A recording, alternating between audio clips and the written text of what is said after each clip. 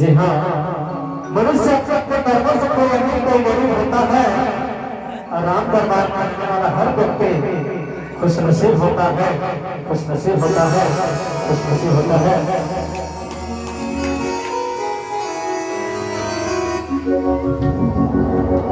भक्ति भजन के छाव संगी जिंदगी हमें बिताना,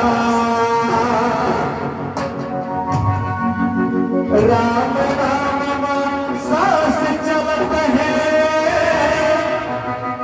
वृंदावन भगवाना, गाना गाना है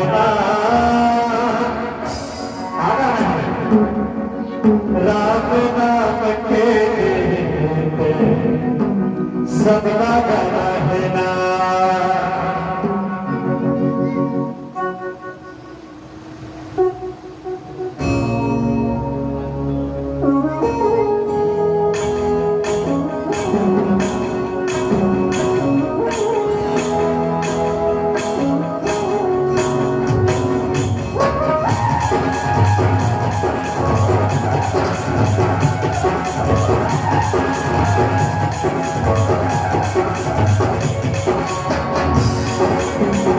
भजन के छाव संगी राम नाम सांस चलत है